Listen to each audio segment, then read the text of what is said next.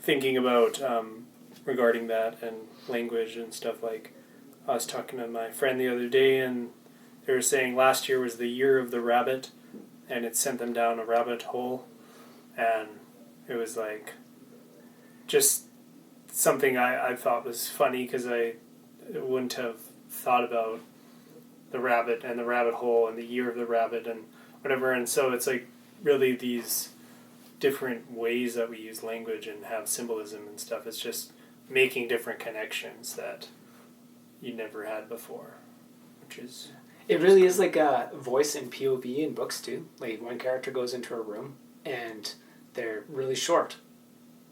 They're gonna notice the height of counters or something. Yeah. Where if somebody goes into a room and they're really tall, they're probably gonna notice the things that are notice the things that are their head height, or have like a bird's eye view of things, and they won't notice the stuff that's tucked under a table because the short person's going to see it, but they're too tall and they'll like walk over the table and they won't even notice it. And there's like, there's a dog under a table, they might not even notice it because they're too tall.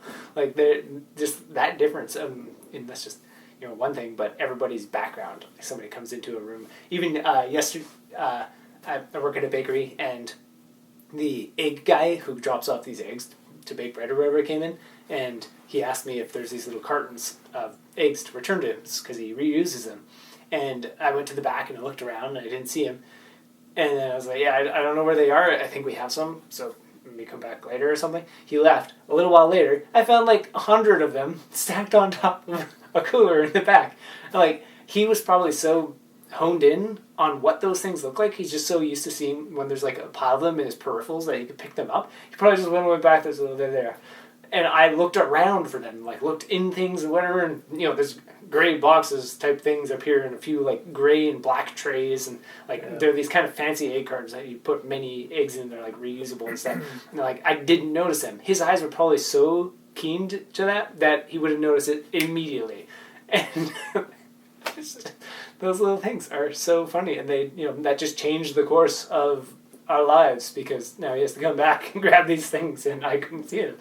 Like that type of stuff is happening all the time, anytime any of us walk into a room. And given that's just on a like the most tangible level possible, it's almost impossible to imagine how much the language and the symbolism that's going on in our minds is actually changing the way we are constantly working through things and transforming our perspectives of the world and all this other stuff, just like how we define stuff. The literacy within one's own capacity to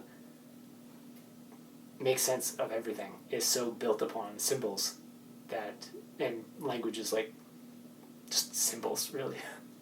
Down the rabbit hole. If somebody doesn't know that term and then they hear that term, they'll be like, what does that mean? And then they find out and they start to hear how it's used, and they'll be like, I went down a rabbit hole. Yeah.